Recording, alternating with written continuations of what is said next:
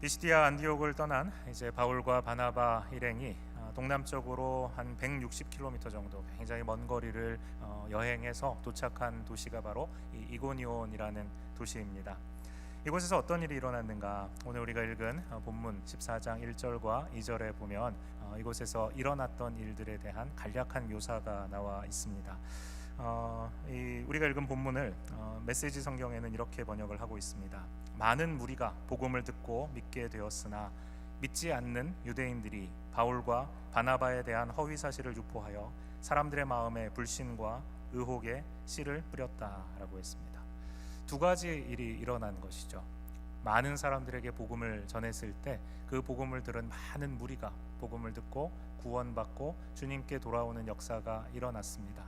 뿐만 아니라 동시에 이곳에 믿지 않는 유대인들이 바울의 복음 선포되는 복음을 듣고도 믿지 않고 마음을 굳게 한 유대인들이 바울과 바나바 또 그 믿은 형제들에 대해서 거짓된 사실, 허위 사실을 유포하고 사람들의 마음 속에 불신과 의혹의 씨앗을 뿌리는 일, 이 두 가지 일이 동시에 일어난 것입니다.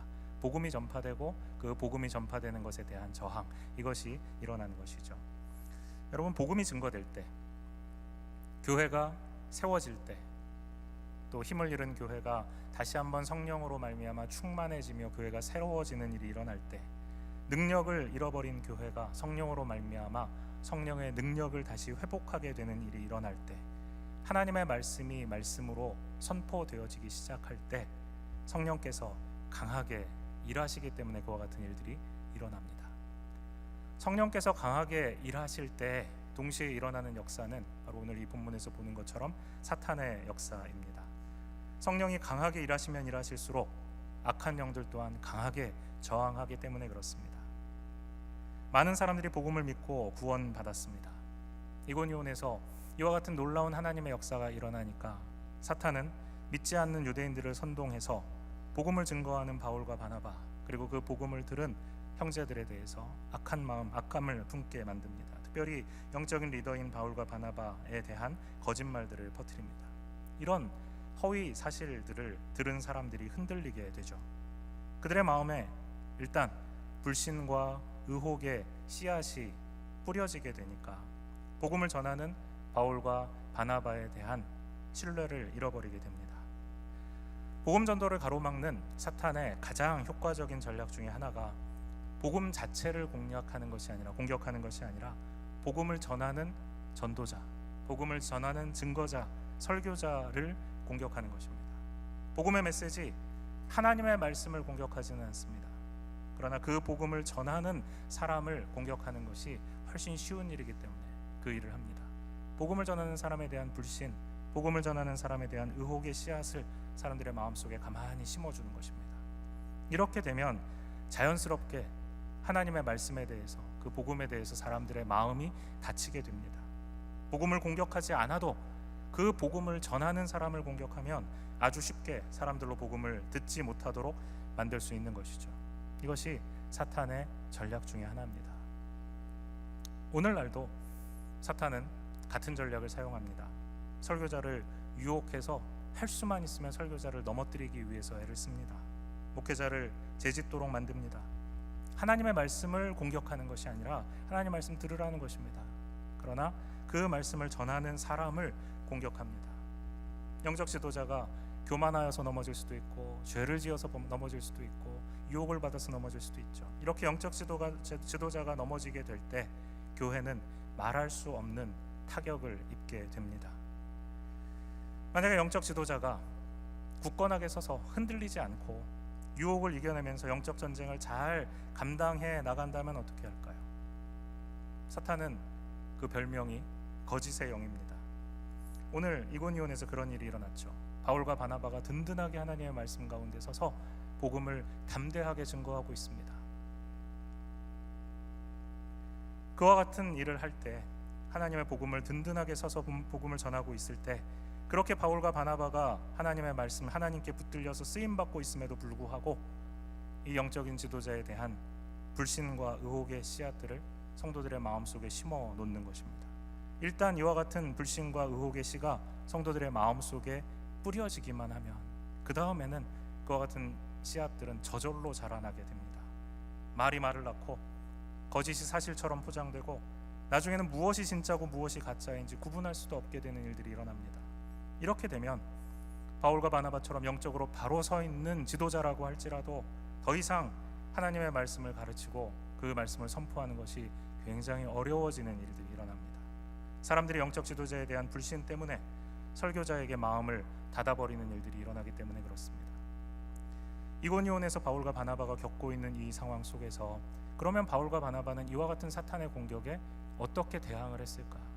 오늘 이 본문은 사탄의 공격에 대항해서 바울과 바나바가 계속해서 복음을 증거하며 승리할 수 있었던 방법을 소개하고 있습니다. 사도 바울과 바나바는 두 가지를 하고 있습니다. 우리 2절과 3절 말씀을 다시 한번 같이 읽어봤으면 좋겠습니다. 2절과 3절 말씀, 2절부터 우리 한번 한 목소리로 같이 읽어볼까요? 그러나 순종하지 아니하는 유대인들이 이방인들의 마음을 선동하여 형제들에게 악감을 품게 하거늘 두 사도가 오래 있어 주를 힘입어 담대히 말하니 주께서 그들의 손으로 표적과 기사를 행하게 하여 주사 자기 은혜의 말씀을 증언하시니. 여기서 여러분 두 사도라는 말 14장 3절에 나와 있는 이 두 사도라는 말에 대해서 먼저 이해가 잘 되지 않으시는 분들이 있을지도 모르겠습니다. 설명을 좀 드려야 될 것 같아요. 사도라고 말할 때는 우리 예수님의 12제자를 사도라고 얘기합니다. 예수님이 직접 손으로 부르시고 훈련시키셔서 3년 동안 자신의 시간을 투자하시고 세우신 바로 그 사도들, 그리고 마지막으로 바울을 부르시죠. 하나님께서 다메섹 강해로 가는 그 길 가운데에서 하나님께서 그를 그 도상에서 부르셔서 예수님께서 부르셔서 직접 그를 예수님께서 택하셔서 이방을 향한 사도로 위한 사도로 부르셨습니다. 이렇게 직접 부르신 사도가 있는 반면에 여기에 나오고 있는 이 두 사도라는 말은 조금 다른 의미에서 쓰이고 있어요. 왜 이 말이 나오는가 하면 바울 같은 경우는 예수님께서 직접 부르셨으니까 사도가 맞는데 지금 이 바나바까지도 사도라고 부르고 있잖아요. 그죠? 그래서 두 사도라고 부르고 있습니다. 왜 그렇게 부르는가 하면 당시에 이제 이 사도라는 말이 조금 더 넓은 범위에서도 쓰였기 때문에 그렇습니다. 사도라는 말 자체가 보냄받은 자라는 말입니다. 보냄받은 자. 그래서 교회의 보냄을 받아서 한 곳에서 사역하기도 하지만 여러 곳을 다니면서 복음을 전하는 전도자, 증거자 이런 사람들을 당시에 초대교회 때 사도라고 부르기도 했어요. 그렇기 때문에 지금 여기서 이제 두 사도라고 얘기하는 것은 바울과 바나바가 안디옥 교회 파송을 받아서 지금 복음 전파하는 일을 하고 있기 때문에 사도라고 통칭해서 지금 부르고 있는 것입니다. 그래서 두 사도라고 부르는데 이 두 사도가 지금 직면한 상황이 무엇이었는가 하는 것입니다. 앞서 우리가 살펴본 것처럼 1절과 2절에서 본 것처럼 사도들은 복음을 선포했습니다. 그리고 그 복음을 선포했을 때 많은 이들이 죽게 돌아오는 하나님의 큰 일이 일어나고 있습니다. 교회가 탄생하고 있어요. 그런데 사탄은 무엇을 하고 있습니까? 믿지 않는 유대인들을 선동해서 바울과 바나바 이 두 사도에 대한 허위 사실을 퍼뜨리고 믿는 사람들과 복음을 들어야 할 사람들의 마음 불신과 의혹의 씨앗을 지금 심었죠. 이로 인해서 바울과 바나바가 복음을 증거하는 일에 심각한 방해를 받고 있습니다. 사람들이 일단 복음을 전하고 있고 하나님의 말씀을 전하고 있는 이 바울과 바나바를 불신하게 되니까 그들의 마음이 닫히고 귀가 닫히는 것입니다.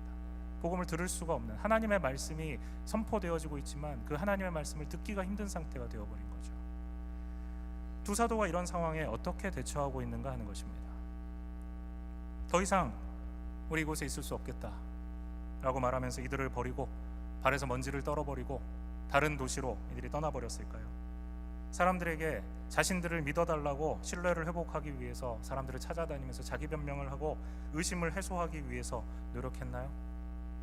아닙니다. 오늘 본문을 보면 3절 말씀을 보세요.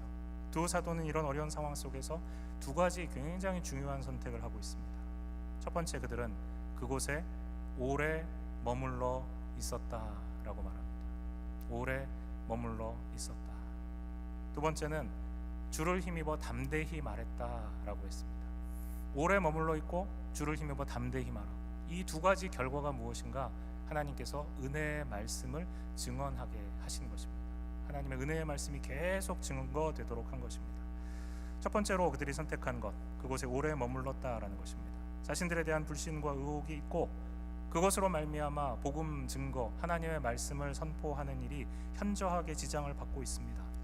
그러나 그럼에도 불구하고 그들은 떠나겠다라고 마음을 먹은 것이 아니라 오히려 그곳에 머무르기로 결심합니다. 만약 이런 공격이 없었다면 어땠을까요? 이고니온 지역에 가서 주님의 복음을 전했어요. 사람들이 복음을 듣고 믿었습니다. 그리고 그들이 잘 성장하고 교회가 세워졌습니다. 그러면 바울과 바나바는 아마 그곳에 오래 머무를 필요가 없었을 것입니다. 그들에게 복음을 부탁하고 교회를 부탁하고 그리고 그들은 또 다른 곳으로 가서 복음을 전하려고 떠날 수 있었을 것입니다. 그런데 오히려 그들이 공격받고 복음이 현저하게 복음 전파가 되는 것이 방해받게 되니까 그들은 그곳을 떠나는 대신에 그곳에 머무르는 것입니다. 자신들이 오해받고 공격받음으로써 복음이 전파되지 못하고 막 태어나려는 교회가 지금 사산되려고 하는 이 순간, 사도들은 그곳에 오히려 오래 머물겠다라는 결단을 합니다. 그래서 그곳에 머물면서 주님의 복음을 계속해서 증거합니다. 두 번째로, 그들은 자신을 변호하고 자신들에 대한 사람들의 오해를 풀려고 하는 대신에 오히려 더욱 힘있게 복음을 전합니다. 주를 힘입어 담대히 복음을 말하고 있습니다. 자신들은 오해받아도 하나님의 말씀은 결코 오해받고 하나님의 말씀은 결코 잘못 가르쳐지지 않도록 하기 위해서 그들은 오히려 더욱 복음을 힘있게 선포했습니다. 오래 머물며 날마다 그곳에서 만나는 사람들에게 자신들의 이야기를 하는 것이 아니고 복음을 선포합니다. 하나님께서 이 결단을 기뻐하십니다. 바울과 바나바 힘든 선택을 했습니다. 그러나 하나님께서 이 결단을 기뻐하십니다. 그 증거가 무엇입니까? 두 사도가 오래 있어 주를 힘입어 담대히 말하니 주께서 그들의 손으로 표적과 기사를 행하게 해주십니다. 바울과 바나바를 통해서 하나님의 말씀이 입으로만 선포된 것이 아니라 그들의 손을 통하여서 표적과 기사까지 나타나게 행하신 것입니다. 하나님께서 무엇을 보여주시는 것입니까? 내가 택한 나의 종이라는 것을 분명히 보여주고 계시는 것입니다. 내가 지금 이와 같은 표적과 기사를 이들을 통해서 나타나게 하는 것은 그들의 입을 통하여 나오고 있는 지금 그 말도 다 내가 그들에게 허락하여 준 것이다 라고 하나님께서 분명하게 보여주고 계시는 것이죠. 입술을 통해서 말씀이 증거되고 손을 통하여 기적이 나타나고 있습니다. 사탄을 통해서 사람들의 마음속에 심겨진 부정적인 생각들과 의심이 더 이상 자라나지 못하도록 성령의 불을 보내서 그 모든 것을 다 태워버리시는 하나님의 역사가 일어나고 있는 것입니다. 그러나 여러분, 사탄은 끈질깁니다. 절대로 포기할 줄을 모르는 그와 같은 사탄이죠. 하나님의 말씀이 강력하게 증거되고 두 사도의 손을 통해서 기적과 표적과 기사가 행해지고 있다면 여러분 어떨까요? 무엇을 기대해야 될까요? 그곳에 있는 사람들이 하나님의 놀라운 일을 보고 하나님의 놀라운 말씀을 듣고 모두 믿고 주님을 따르게 되어야 되지 않을까요? 그러나 그렇지 않았습니다. 4절 말씀 함께 볼까요? 4절 말씀에 이렇게 돼 있죠. 그 신의 무리가 나뉘어 유대인을 따르는 자도 있고 두 사도를 따르는 자도 있는지라. 여러분 잘 보세요. 귀로 하나님의 말씀을 지금 듣고 있고 눈으로 표적과 기사를 보는데도 믿지 않는 사람들이 있다는 것입니다. 그들에게는 하나님의 말씀도 들리지 않고 눈앞에 펼쳐지는 놀라운 하나님의 능력도 보이지 않는 것입니다. 사탄이 그들의 눈을 가리고 사탄이 그들의 귀를 막아서 아무것도 보지 못하고 아무것도 듣지 못하게 했다라고밖에 생각할 수 없는 것입니다. 하나님의 놀라운 역사가 일어나고 있고 하나님의 살아있는 말씀이 선포되고 있는데도 그것을 보지도 듣지도 못하는 비참한 상태에 처해 있는 거죠. 이와 같은 자들이 유대인들이 자기들을 따르는 무리들을 선동합니다. 그래서 바울과 바나바를 죽이려고 하죠. 바울과 바나바가 결국 이 사실을 알고 이고니온에서 도망칩니다. 얼마나 생명에 큰 위협을 느꼈는지 무려 20마일이나 떨어진 루스드라까지 단숨에, 그리고 58마일가량 떨어진 더베까지 단숨에 도망하게 됩니다. 이고니온에서 이 바울과 바나바를 죽이겠다고 결심한 사람들이 거세게 아마 굉장한 속도로 따라왔던 것 같아요.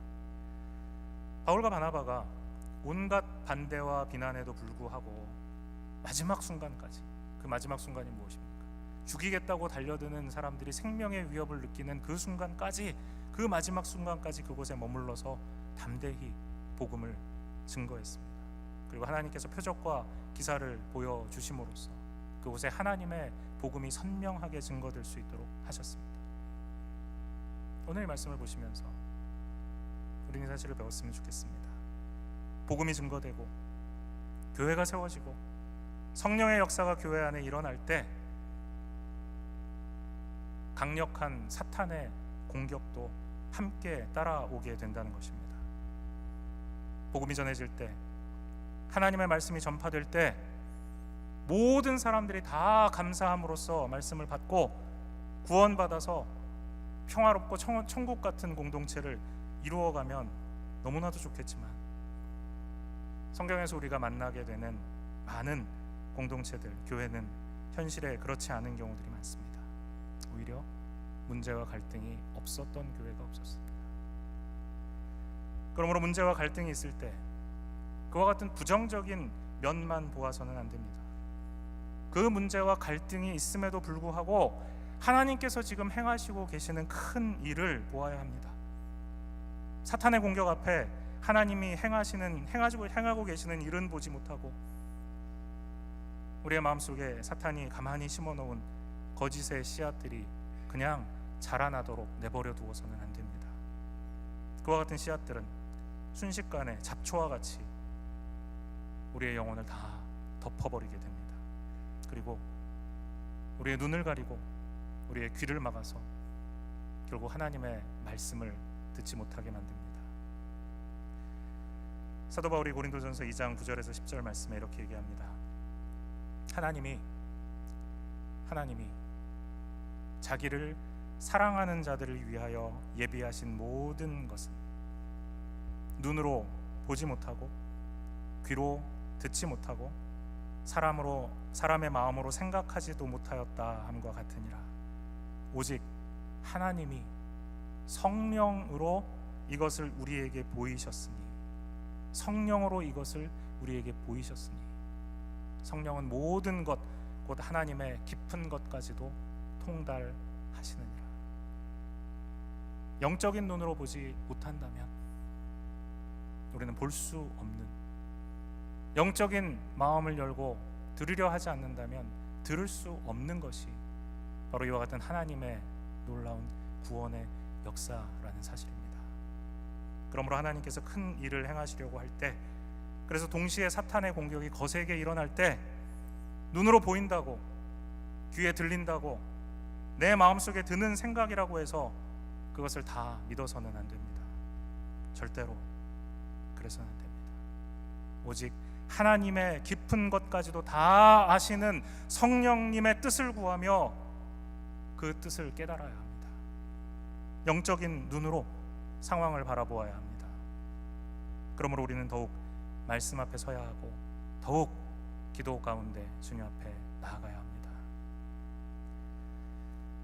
이고니온에서 마지막 순간까지 생명의 위협을 받는 죽음 직전까지 가는 상황까지 버티면서 주님의 말씀을 전했던 사도 바울, 그리고 또 바나바는 멀리 루스드라에까지 이르렀습니다. 그들이 그 죽을 고생을 하고 도망쳐서 루스드라에 가서 그들이 한 일이 무엇일까요? 7절 말씀입니다. 7절 말씀 우리 한번 한 절 같이 읽어볼까요? 시작. 복음을 전하니라. 무엇을 했습니까? 복음을 전했습니다. 바울과 바나바가 죽음의 위협을 피해서 간신히 도망쳐서 루스드라와 더베까지 이른 것이죠. 그런데 그들은 거기 가서도 그럼에도 불구하고 복음을 전하고 있습니다. 도대체 이들이 이렇게 포기하지 않고 계속해서 가는 곳마다 이 복음을 전할 수 있었던 이유가 무엇일까? 전했던 이유는 또 무엇일까? 이 정도 했으면 됐다, 이렇게까지 우리가 고생하면서 더 해야 될 필요가 있을까? 이제 우리 안디옥으로 돌아가자. 그리고 돌아갈 수도 있었습니다. 아마 안디옥에 갔으면 그동안 수고 많이 했다고 안디옥의 성도들이 박수 쳐 주었을 것입니다. 그런데 그러지 않죠. 어쩌면 바울과 바나바를 일찌감치 버리고 떠난 마가 요한이 현명한 선택을 한 것이 아니었을까 또 생각해 볼 수 있습니다. 도대체 무엇이 이들을 이런 온갖 고난과 또 생명의 위협에도 불구하고 복음을 계속해서 전하게 했을까요? 저는 그 이유가 복음이기 때문이다라고 생각합니다. 복음이 기쁜 소식이기 때문입니다. 복음이 기쁜 소식입니다. 무엇이 기쁜 소식입니까? 왜 기쁜 소식일까요? 예수 그리스도께서 십자가에 달려 죽으신 것을 믿는 사람, 그 믿는 사람은 누구나 하나님의 자녀가 되는 권세를 주셨다라는 이 사실. 그래서 우리에게 이제는 구원받아 하나님의 자녀가 될 수 있는 길이 열렸다라는 이 사실, 이것이 우리에게 허락된 기쁜 소식 아닐까요? 그러므로 이 기쁜 소식은 바울과 바나바만을 위한 소식이 아니었습니다. 이 기쁜 소식은 유대인들만을 위한 소식도 아니었습니다. 이 기쁜 소식은 모든 열방들이 다 함께 듣고 함께 기뻐하며 함께 하나님 앞에 영광 돌려야 할 기쁜 소식이었던 것입니다. 그렇기 때문에 바울과 바나바 안에 이 기쁨이 있었기 때문에, 억제할 수 없고 억누를 수 없는 바로 이 기쁨이 있었기 때문에, 이 기쁨의 소식은 우리만이 아니라 지금 이 기쁨의 소식을 알지 못하고 있는 수많은 사람들에게도 전해져야 한다라는 사실을 그들은 알고 있었기 때문에 이 기쁨의 소식을 중단하지 않고 어떤 어려움 가운데 있을 때 계속해서 기쁨의 소식을 전한 것입니다. 정말 기뻤기 때문입니다. 정말 그들의 마음속에 이 복음으로 인한 기쁨이 있었기 때문입니다. 그래서 온갖 고난에도 불구하고 기쁨으로, 기쁨의 소식인 복음을 전합니다. 이 복음에 참 생명을 주시는 하나님의 능력이 있다는 사실을 믿었기 때문입니다. 여러분, 바울과 바나바가 루스드라에 갔을 때 정말로 이 기쁨이 절실했던 한 사람 만납니다. 8절에 루스드라에 걷지 못하는 사람이 있었는데 그는 태어날 때부터 걷지 못해 앉아서 지냈다라고 했습니다. 이 사람은 걸어 다니다가 어느 순간 못 걷게 된 것이 아닙니다. 평생 걷지 못했습니다. 앉아만 있었어요. 영적으로 보면 마치 이방인들이 지금까지 복음을 한 번도 듣지 못한 채, 영생의 기쁨을 맛보지 못한 채 그렇게 하나님과 원수된 상태에서 살았던 것처럼 이 사람은 평생을 소망 없이 기쁨을 모른 채 그렇게 살아온 것입니다. 바울이 하나님의 말씀, 기쁨의 소식인 복음을 이곳에서 선포했을 때 바로 이 사람이 그곳에서 바로 그 하나님의 말씀을 들었습니다. 바울이 그의 눈을 들여다봅니다. 그리고 그가 하나님의 일을 위해서 준비되었고 바로 이 복음을 믿으려고 한다는 사실을 알게 되었습니다. 그래서 그를 향해서 바울이 담대하게 외칩니다. 일어서십시오. 당신의 발로 일어서십시오. 바울의 이야기를 듣고 한 번도 걸어본 적이 없던 사람이 마치 평생을 걸었던 사람처럼 벌떡 일어나서 뛰어다니기 시작했습니다. 이 놀라운 순간, 누가 이 세상에서 가장 기쁜 사람이었을까요? 바로 이 사람입니다. 걷지 못하던 사람, 평생을 소망 없이 살았던 사람, 이 사람이 벌떡 일어나서 꽁충꽁충 뛰어다니고 있습니다. 이 사람만큼 기쁜 사람이 어디 있었겠습니까? 그런데 이 사람의 기쁨은 육체적인 질병이 치유된 것으로만 기뻐했던 것이 아니라는 사실입니다. 그가 일어나서 걷게 된 것은 그의 영혼이 구원받고 이제 하나님의 원수가 아니라 하나님의 자녀가 되었다라는, 영혼이 치유되었다는 사실을 육체의 치유를 통해서 보여준 것뿐입니다. 영혼의 치유가 우선입니까? 아니면 육체의 치유가 우선입니까?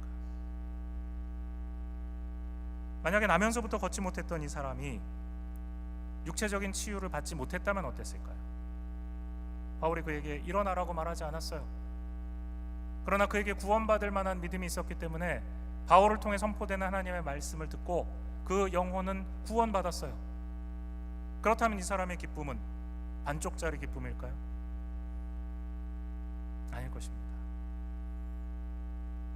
영혼이 구원받았다면 그것은 그의 마음을 사로잡는 온전한 기쁨이었을 것입니다. 육체적인 질병이 치유된 것은 하나님이 이 사람을 불쌍히 여기시고 그의 영혼이 구원받았다라는 것을 외적으로 표시해주는 표징일 뿐이었습니다. 많은 사람들이 잘못 생각하는 것이 바로 이 부분입니다. 하는 일이 잘 되고 아이들이 좋은 학교 가고 건강하고 그러면 축복받았다고 생각합니다. 반대로 경제적으로 힘들고 아이들이 방황하고 약하고 병들면 고난이 있으면 하나님이 나를 돌아보시지 않는가, 나는 축복받지 못한 삶을 살고 있는가 라고 생각합니다. 제가 중학교 2학년 때 저희 집이 예수님 믿고 신앙생활을 시작하게 되었습니다. 교회 다녔지만 집은 경제적으로도 그렇고 계속해서 힘들고 어려웠습니다. 외갓집이 안 믿었는데 안 믿는 외갓집에 예수님 믿으라고 전도를 하고 싶었습니다. 그런데 우리 사는 모습을 보니까 이런 모습 보면 누가 예수 믿고 싶겠나 하는 생각이 들었습니다. 안 믿는 친척들이 더 잘 살고 더 잘 되는데 무슨 말로 전도를 해야 되나? 왜 이런 생각이 들까요? 이 땅의 소리가 받는 축복이 영원한 세상에서 받을 축복보다 더 실제적인 것으로 느껴지기 때문입니다. 걷지 못하던 한 사람이 일어나서 걷게 된 것이 그 영혼이 구원받고 하나님의 자녀 된 것보다 더 실제적이고 현실적인 것으로 와 닿기 때문에 그렇습니다. 루스드라 주민들을 보세요. 그들이 바나바를 제우스로 바울을 헤르메스라고 부르면서 소와 화환을 가져와서 환호하고 제사 지내려고 했던 이유가 뭘까요? 이 걷지 못하던 사람, 평생을 안진뱅이로 지내던 사람이 그 영혼이 구원받기 때문일까요? 와, 이 사람의 영혼이 구원받고 하나님의 자녀가 되었어 그러면서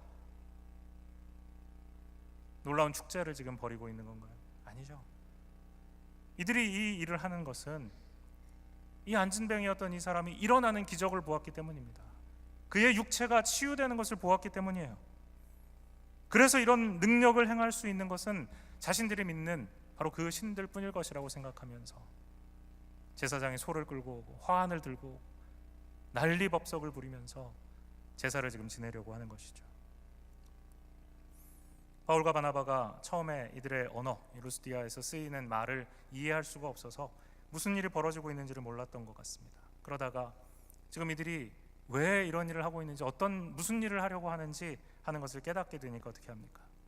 자기들의 옷을 찢고 소리를 지르면서 이런 행동을 온몸으로 막고 있습니다. 그러지 말라는 것입니다. 절대로 이러지 말라는 것이에요. 바울과 바나바가 이 사람들 속에 들어가서 나도 여러분과 같은 사람입니다. 절대로 우리에게 이러면 안 됩니다. 바울과 바나바가 하나님 앞에 쓰임 받으면서 이런 일을 경험한 것입니다.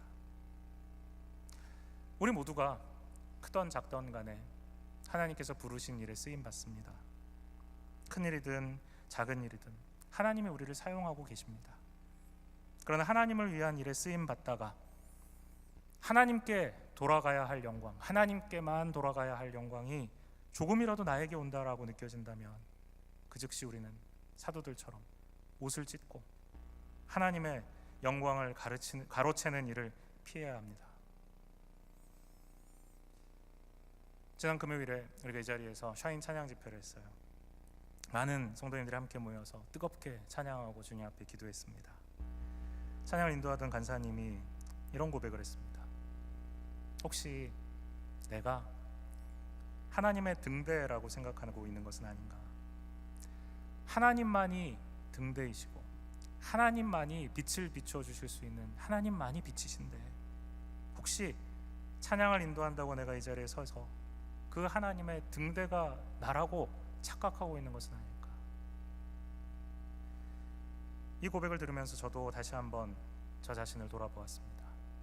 하나님을 섬기고 교회를 섬기고 앞에 서서 이렇게 예배를 인도하고 좋든 싫든 하나님의 말씀을 가르치고 설교하는 자리에 서 있습니다. 그렇기 때문에 성령께서는 순간순간 혹시라도 하나님만이 받으셔야 될 영광을 내가 가로채고 있는 것은 아닌가, 저 자신을 돌아보게 하십니다. 혹시 여러분에게도 하나님을 섬기고 교회를 섬기며 이런 경우가 있지는 않으십니까? 우리가 주님을 섬길수록, 주님을 더 사랑하고 더 섬길수록 겸손하게, 혹시라도 나 자신이 주목받고, 혹시라도 내 목소리가 자꾸 커지고 사람들에게 박수 받으려는 유혹에 빠지지 않도록 우리 자신을 사도 바울이 했던 것처럼, 바나바가 했던 것처럼 하나님 앞에 겸손히 서도록 애써야 합니다. 우리가 다음 주에 계속해서 살펴보겠지만, 바울과 바나바를 자신들의 신으로 떠받들던 이 루스드라 사람들의 열광적인 반응이요, 불과 몇 시간 가지 못합니다. 다 식어버려요. 식어버린 것뿐만이 아니에요. 바울과 바나바를 죽이려고 합니다. 안디옥과 이고니온에서 바울과 바나바를 쫓아온 유대인들이 있었습니다. 바울과 바나바가 도대체 어디로 간 거지? 수소문해서 찾다가 드디어 여기까지 오게 된 거예요. 그들이 와서 다시 한번 유대인들이 선동합니다. 그러자 이들이 돌을 들어서 바울을 쳐서 죽입니다. 이들이 바울을 쳤을 때 바울이 죽은 거야 라고 생각해서 바울이 죽었다고 확신해서 바울을 성 밖에다 갖다 버린 지경이었으니까 실제로 바울이 죽지는 않았지만 이들에게 있어서는 바울을 죽인 거였죠. 조금 전까지 그 앞에 소를 잡고 제사를 지내고 화환을 드리려고 했던 사람들이에요. 그들이 바울과 바나바를 바울을 돌로 쳐서 죽인 것입니다. 사람의 칭찬과 박수가 이렇게 덧없습니다. 우리 주님께서 예루살렘에 입성하실 때도 같은 일이 있었습니다. 호산나, 호산나, 주의 이름으로 오시는 자여. 예수 그리스도를 그들의 왕으로 외치던 자들이 불과 며칠 만에 똑같은 입으로 저 예수를 십자가에 못 박아 죽이라고, 저 예수를 십자가에 달려 죽이라고 그렇게 외쳤습니다. 사람들로부터 얻는 영광, 사람들로 받는 인정, 인기는 이렇게 하루아침에 사라져버린 신기루와 같은 것이라는 것을 우리 잊지 않았으면 좋겠습니다. 우리는 무엇 때문에 기쁩니까? 우리의 신앙생활은 무엇으로 인해서 기쁠까요? 우리 교회는 무엇을 기뻐하는 교회입니까? 모든 것이 다 잘 되어가는 것 같을 때, 평안하고 순탄할 때 기뻐하는 것은 쉽습니다. 그러나 겉으로 보이는 외적인 이와 같은 축복을, 안정을 보며 기뻐하는 것은 굉장히 위험합니다. 사탄이 주는 거짓된 축복으로 가장된 저주를 붙들고, 사실은 저주인데 축복으로 포장되어 있기 때문에 그것이 축복인 줄 알고 기뻐할 수 있다는 것입니다. 반면에 하나님이 주시는 참된 기쁨은 다릅니다. 겉으로 볼 때는 순탄해 보일 수도 있습니다. 또 평안해 보일 수도 있습니다. 감사하죠. 그러나 또 때로는 풍파와 비바람에 모든 것이 곧 다 날아가 버리고 무너져 버릴 것 같은 순간도 있습니다. 축복인데도 불구하고 구원받은 성도, 주님을 닮은 성도, 그들이 모이는 교회는 그러므로 우리가 지금 어떤 상황 속에 있는가, 우리 손에 지금 들고 있는 것이 무엇인가, 우리의 눈에 보이는 것이 무엇인가 가지고 판단해서는 안 됩니다. 모든 것이 다 잘 되어가는 것 같고 평안해 보이지만 성령께서 그 가운데 함께 계시지 않는다면 그 평안은 거짓된 평안입니다.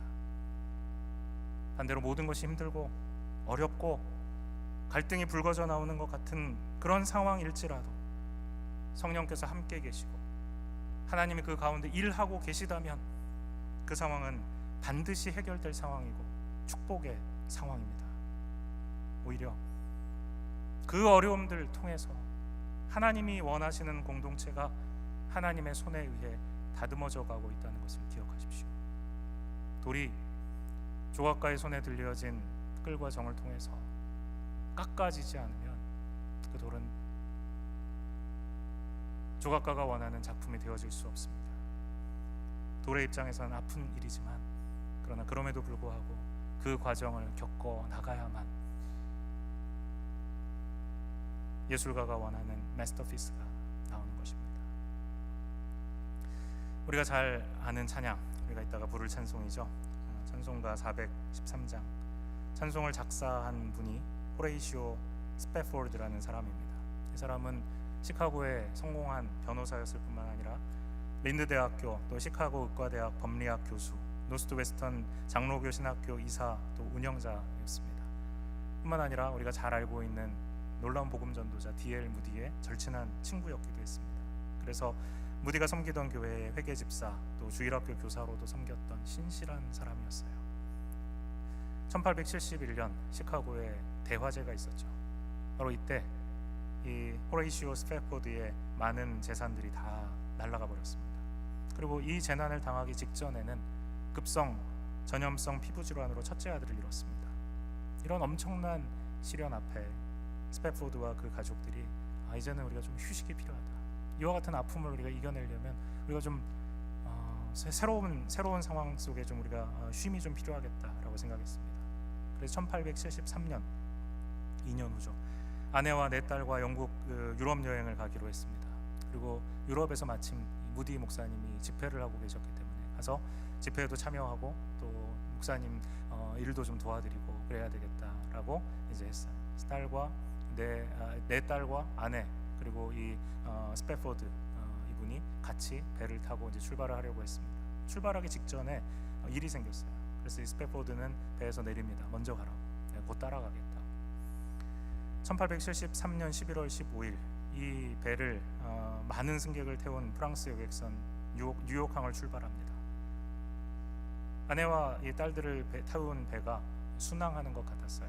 그런데 모두들 깊이 잠든 22일 새벽 2시에 대서양 한가운데서 영국 군함과 이 여객선이 충돌합니다. 배는 226명의 사람들과 함께 바다에 가라앉았어요. 그 와중에 스패포드의 딸들은 모두 배와 함께 잠겨 죽었습니다. 아내만 겨우 물 위로 떠올라서 구명정에 의해 구조가 돼요. 9일 후에 다른 생존자들과 함께 웨일즈 카디프에 도착합니다. 그곳에서 남편에게 전보를 보냅니다. Saved alone. 혼자만 살아남았어요. 이 소식을 전해받고 스패포드가 앞이 캄캄했습니다. 사랑하는 딸들을 다 잃어버리고 아내만 홀로 남아있어요. 그 아내라도 위로해줘야 되겠다. 배를 타고 갑니다. 배를 타고 가는 중에 선장이 스패포드에게 이렇게 말합니다. 지금 이 배가 떠 있는 곳이, 가고 있는 곳이 바로 당신의 딸들이 잠긴 바로 거기입니다. 스패포드가 이 말에 무너집니다. 선실에 내려가서 통곡합니다. 그러면서 하나님을 원망합니다. 하나님, 제가 하나님을 섬기는데 부족함이 없었고 주님을 향해 늘 신실했는데 왜 저에게 이와 같은 어려움을 주십니까? 그렇게 몸부림치며 하나님 앞에 기도할 때 하나님께서 그의 마음속에 평안을 주십니다. 그러면서 작곡한 곡이 바로 시가 바로 이 시입니다. 평안해, 내 영혼 평안해. 하나님의 뜻이 이루어집니다. It is well with my soul. God's will be done. God's will be done. 아침이 되어 바로 이 영감으로 시를 써내려갔습니다. It is well with my soul. 찬송가 413장입니다. 내 평생에 가는 길 순탄하여 늘 잔잔한 강 같은지 큰 풍파로 무섭고 어렵든지 나의 영혼은 늘 편하다. 내 영혼 평안해. 내 영혼 평안해. 우리 영혼의 진정한 평화는 그곳이 시험 가운데, 불 가운데, 고통 가운데 있는 곳이냐, 아니면 평안한 늘 잔잔한 강 같은 상황이냐, 거기에 있지 않습니다. 하나님 우리와 함께 계실 때 바로 그곳이 평안한 곳입니다. 사탄이 가장하여 주는 거짓된 평안에 속으면 안 됩니다. 동시에 우리가 겪고 있는 어려운 가운데에서 하나님이 나와 함께 하시지 않는가 의심해서도 안 됩니다. 주님이 함께 계신다면 바로 그 자리가 우리 영혼이 가장 안전한 곳임을 믿으시기 바랍니다. 우리 시간 잠시 이 말씀 붙들고 같이 기도하겠습니다.